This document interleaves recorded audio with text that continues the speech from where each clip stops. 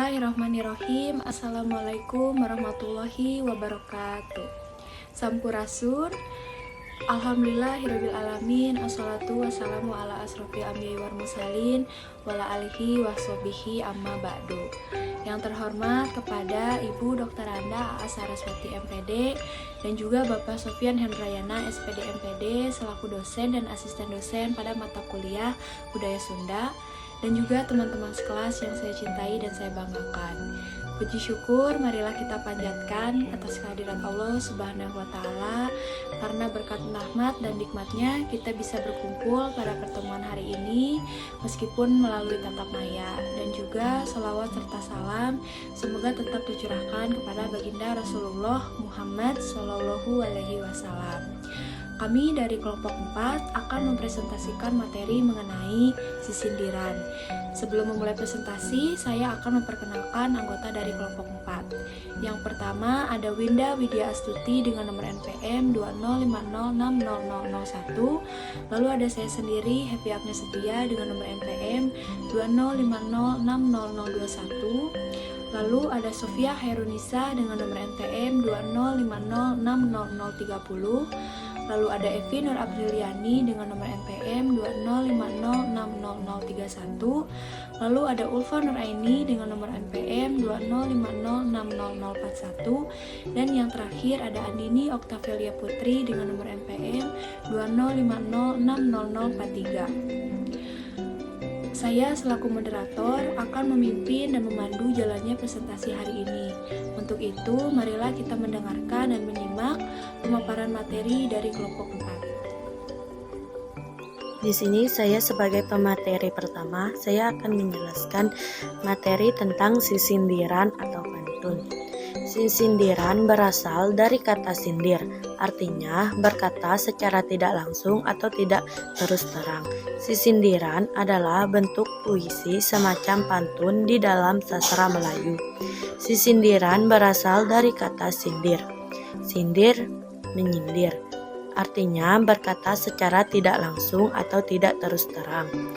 Sisindiran adalah salah satu bentuk puisi Sunda lama yang terdiri atas sampiran dan isi. Namun demikian, kepuisiannya terbatas pada rima dan irama, bukan pada diksi dan imajinasi, seperti halnya puisi modern atau sajak. Bahasanya mudah dipahami seperti bahasa sehari-hari. Dalam sastra Indonesia biasa disebut pantun. Ciri-ciri sisindiran. Sisindiran merupakan karya sastra puisi yang dibangun oleh 4 jajaran. Tiap jajaran dibangun oleh 8 suku kata. Jajaran ke-1 dan ke-2 merupakan sampiran, sedangkan jajaran ke-3 dan ke-4 merupakan isi. Ciri-ciri sisindiran. Yang pertama, dibangun oleh sampiran dan isi. Yang kedua, tiap baris dibangun oleh 8 suku kata. Yang ketiga, ada 4 jajar atau baris. Saya Andini Oktavelia Putri dengan NPM 205060043. Yang selanjutnya yaitu jenis dan contoh sisindiran. Sisindiran dibagi atas 3 jenis, yaitu wawangsalan, rarakitan, dan paparikan. Di dalam 3 jenis tersebut, jika dilihat dari sifatnya, keperluan atau tujuannya, memiliki 3 jenis pula, yaitu siliasi atau kasih sayang, piwuruk atau pepatah, dan sesebret atau humor. Jenis yang pertama yaitu rarakitan. Rarakitan adalah salah satu bentuk sisindiran yang dibentuk oleh cangkang atau sampiran dan esi atau isi. Hubungan antara cangkang dan isi harus satu suara serta sama purwakanti dalam setiap akhirannya. Rarakitan merupakan sisindiran yang terdiri dari sampiran dan isi dengan jumlah yang sama banyak dalam sebaitnya. Kata rarakitan sendiri mengandung arti seperti rakit atau berpasangan. Jadi serakit sama dengan sepasang. Di dalam rarakitan, kata pada awal barisan bagian sampiran diulangi atau dipergunakan lagi pada awal baris bagian isi. Rarakitan di dalam sisindiran adalah kawi atau lagu yang sampirannya dan isinya memiliki kesamaan pada awal lariknya. Terima kasih. Di dieu simkuring bade maparkeun contoh rarakitan. Luka hiji aya silih asih. Miape sisir jeung minyak kade kaaloman deungeun. Miape pikir jeung niat kade kaasongan deungeun. Dek soteh kacikoneng kasitu mah tepurun. Dek soteh kanyi oneng kanu kitu mah tepurun. Luka dua aya piwuruk. Lamun dayang dahar noga kudu daek nya meulina. Lamun hayang asup surga kudu getol nya salatna. Lamun urang kacikole moal hese tumpak tahar. Lamun urang boga gawe moal hese barang dahar. Nu katilu aya sesebret. Aya budak mawacasan ngan hanjakal teu dibeli. Aya budak geulis pisan ngan hanjakal tara mandi. Majar maneh cengkeh koneng kulit peuteuy dina nyiru. Majar maneh lengkeh koneng kulit beheung mani namru. Hatur nuhun. Assalamualaikum warahmatullahi wabarakatuh. Saya Ulfa Nur Aini dari NPM 205060041. Di sini saya akan menjelaskan materi yang selanjutnya atau pembahasan yang selanjutnya mengenai paparikan.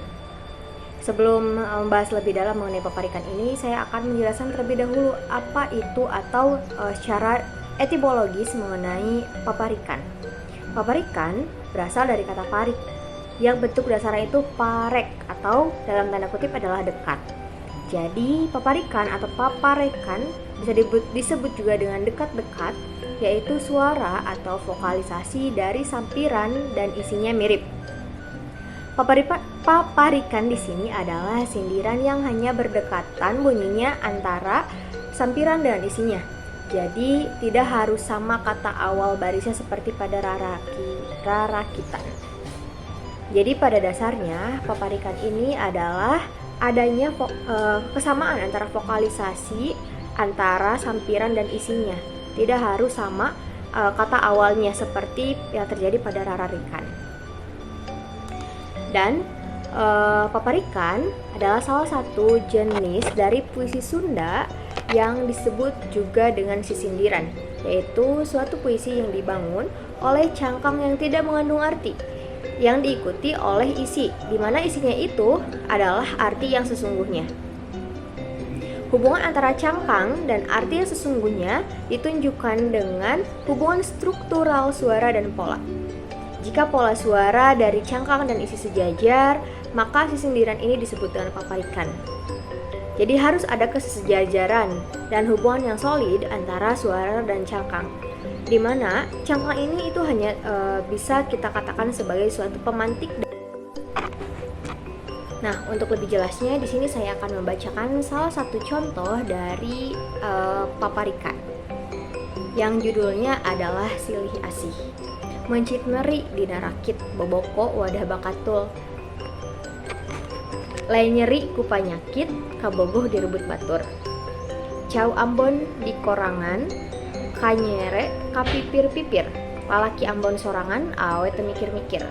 Nah, di paparikan Silih Asih ini dua paragraf awal yaitu mencit meri dina rakit dan boboko wadah bakatul adalah salah satu sampiran atau cangkang yang tidak memiliki arti sesungguhnya, melainkan paragraf selanjutnya yaitu lain nyeri ku panyakit kabogoh direbut batur. Nah, itu adalah isi atau arti yang sesungguhnya. Jadi bisa kita lihat apabila kita menemukan pantun paparikan, kita langsung saja jika ingin tahu apa yang ingin disampaikan, maka lihat saja dua baris dari balasan baris pertama itu adalah isinya. Itu yang ingin disampaikan oleh penulis atau di paparikan itu sendiri. Jadi pada intinya ketika kita menemukan suatu pantun yang pada paragraf atasnya itu hanya sebagai suatu bisa kita sebut sebagai pemantik untuk arti selanjutnya, maka paragraf-paragraf atau kalimat di bawahnya bisa dengan umumnya itu dua kalimat atau dua paragraf di bawahnya itu adalah arti yang sesungguhnya. Seperti itu. Terima kasih. Baik, selanjutnya saya akan membacakan materi poin ketiga mengenai wawangsalan. Wawangsalan berbeda dari bentuk rarakitan dan paparikan. Wawangsalan atau yang berbentuk teka-teki pada umumnya terdiri dari 2 lari.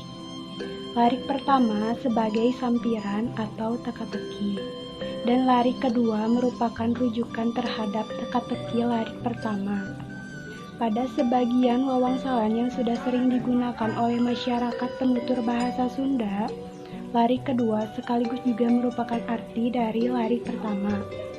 Hanya dengan mengucapkan wawangsalan lari pertama saja, penutur bahasa Sunda dapat memahami isinya atau membentuk idiom.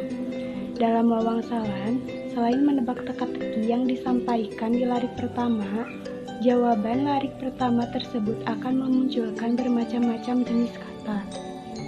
Dapat berupa jenis nomina, verba, adjektiva, adverbial, dan sebagainya. Rujukan jawaban teka-teki pertama tersebut dapat mengungkapkan makna referensial wawangsalan lari pertama. Terima kasih. Selanjutnya ada contoh dari wawangsalan. Yang pertama ada mega berem sereupna geus burit, ngalang layung panas pikiran, nyaeta layung. Cikur jangkung jahe koneng, naha tepalai tepung, nyaeta panglai. Sim abdi mah ngabeunjing leutik, ariras cimataan, nyaeta amis mata. Gedong tengah laut, ulah kapalang nyabela, nyaeta kapal. Paripaos gunting pamelahan gambir, kacipta salamina, nyaeta kacip. Sekian presentasi dari kelompok 4. Semoga materi yang kami sampaikan dapat bermanfaat, dan mohon maaf apabila masih ada kekurangan baik dalam pemaparan materi maupun kata-kata yang kurang berkenan. Wabillahi taufiq wa hidayah. Wassalamualaikum warahmatullahi wabarakatuh. Hurip Sunda.